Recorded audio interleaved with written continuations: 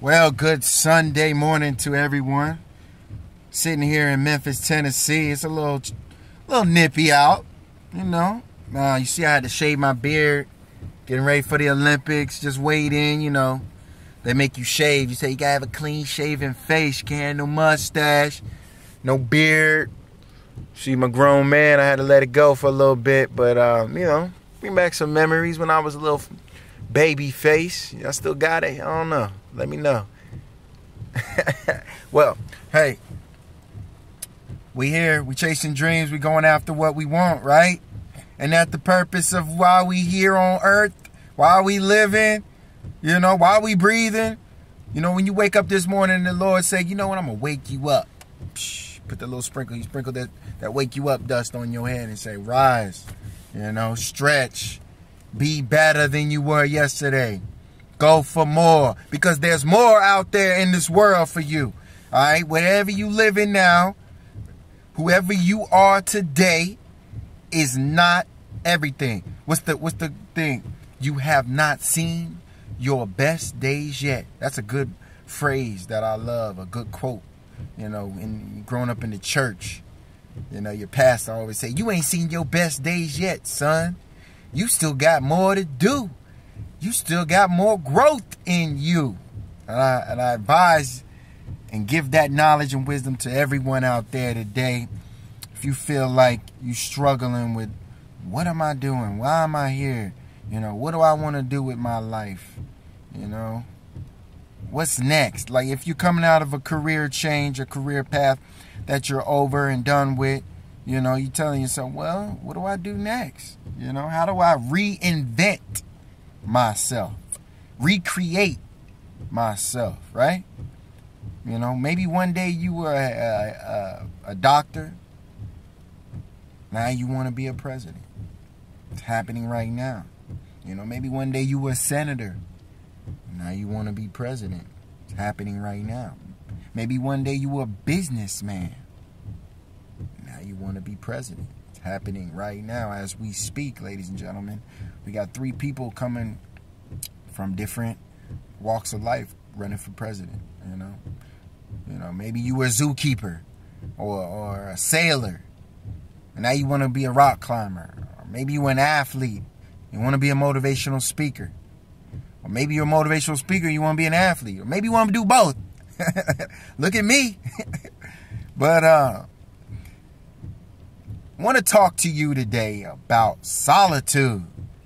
What it means to be alone. Ooh. Not many people like being alone. Sometimes it's hard to be alone. Sometimes it's uncomfortable to be alone. You know? But what does being alone teach us? What is being alone all about? Well, it's about stepping out of your comfort zone, right? It's about being able to disconnect from the rest of the world and become one with yourself, right? It's about conquering yourself. You know? I think it's a good quote from the Buddhist world out there. You know, about a man conquering other men is not as powerful or as strong as a man conquering himself, right? Something along those lines. You know, I'm paraphrasing. You know, I like to put things in my own words, you know. But it all comes down to being able to conquer yourself.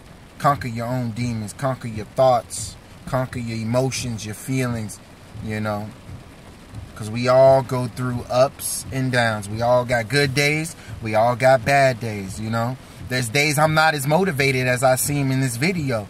You know, some days I'm just like, man, I'm tired of being so strong, man. You know, some of these people don't understand how strong it is, how strong you got to be a go-getter, how strong you got to be to have faith, how strong you have to be, you know, to keep going when you don't want to keep going. Some people don't understand what it's like.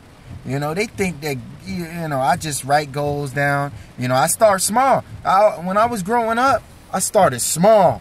You know, I started making little minimal goals, you know, and then I built on those goals, made medium goals. Then I made them medium goals, big goals. And when I made them big goals, I made monumental goals. And from them monumental goals, I reached for the stars. And look where I'm at now, you know.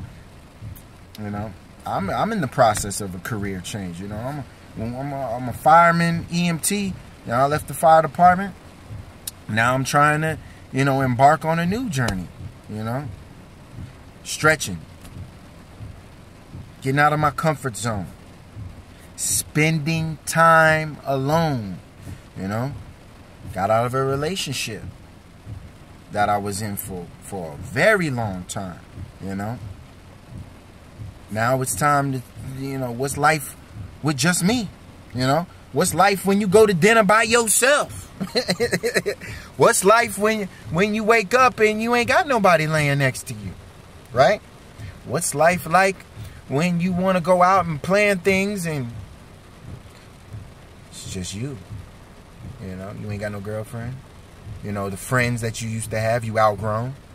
Or they moved away. Or they started, you know, families with kids. And now, you know, they just can't hang out like they used to.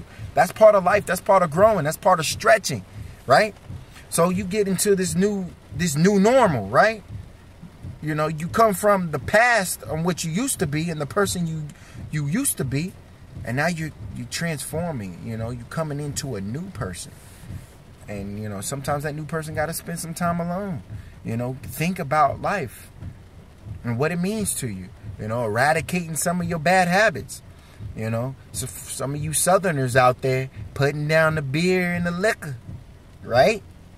Shoot, putting down, you know, them vices, you know, that aren't good for your life. You know, I'm turning the age next week. Halloween, big shout out to them Scorpios. Repping them Scorpios. But, you know, I'm turning of age next week. You know, and this is my last year in my 20s, baby. This is it. It's the last week of the 20s. You know, and all of 29 I've been reevaluating, you know, looking back on my life and all the things that I prayed for and all the things that I hoped for and, you know, all the faith that I had, you know. And now I look back on it and I say, man, God came through. He looked out for me, you know. And a lot of that prayer and faith came in times of solitude, you know, times of reflection, you know. The road less traveled, baby, it ain't fun. But if you learn how to deal with the trials and tribulations of being alone and being on that road by yourself, you know, while everybody over there shucking and jiving, playing, you know, on their phone, Twitter, Vine videos, Snapchat, you know, they sitting in a public establishment or the doctor's office, you know, and they not talking to nobody. You know, everything's going on around them because they busy on their phone, you know, being, you know, what society wants them to be, putting them in a little box, you know. Check this box. Who are you? Check this box. What you do? Check this box. You know, that's one thing I always told myself is that I don't want to be a statistic, all right? I don't want to be put in some box, you know. Nothing wrong with getting married and having kids right now, but that's just one thing I chose not to do right now in my life because I felt that I needed, for me, that it wasn't time. I needed more time for Austin, right? More time for self, you know. That way I could be where I wanted to be. So when it does come time for me to have children and get married, boom, you know, I can dedicate all my energy to that. You know, right now I'm just a little selfish. I gotta be, you know, because I got big dreams. And, you know, not to say that the relationship I had wasn't spectacular. It was. But right now, you know, a lot of my friends and a lot of the people that I love, you know, wanted to go in a different direction. And I did it. And, you know, some of those are the tough decisions you got to make in your life because it's your life. You get one shot. One. There ain't no others. There's one. It's one. There, I'm done. It's one. So make wise decisions. I had a buddy of mine named Mike Jones, all right? Not the Mike Jones from Collinsville.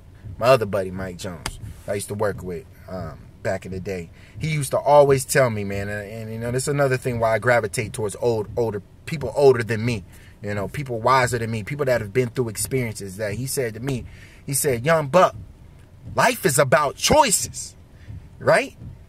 Everything you do is a choice. You got a choice to go left or you got a choice to go right. And whether left or right leads you to something you don't know. You know, you could go right and get into an accident. You can go left and run into $1 million or vice versa.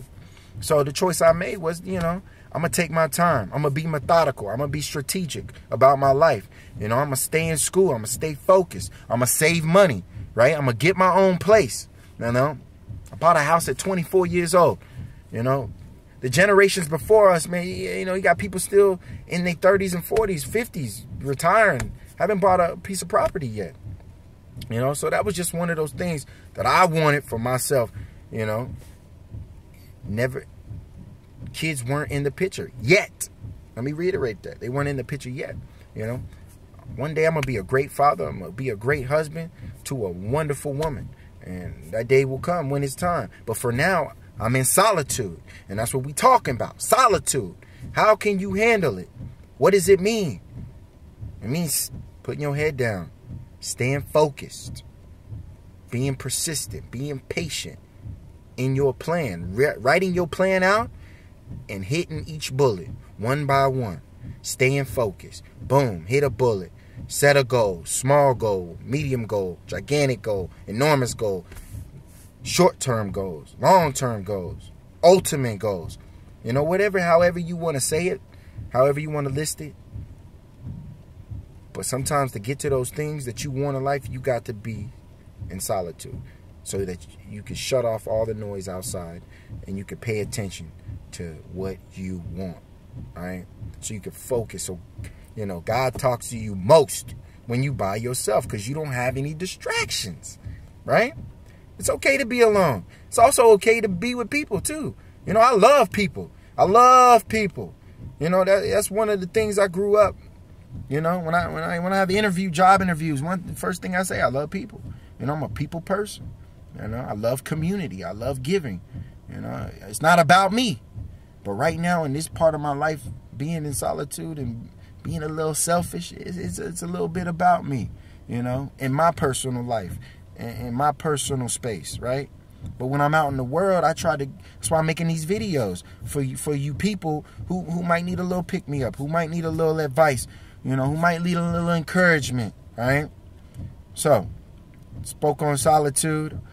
You know, I hope it, you know, allows you to understand that it's okay to be alone. It's okay if you don't, you know, have the things that you want right now, but they're coming.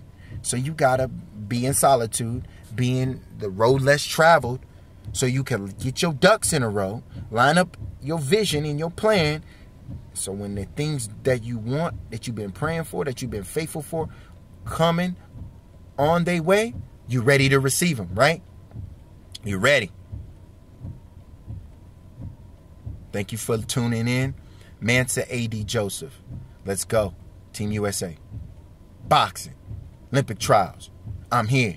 Memphis.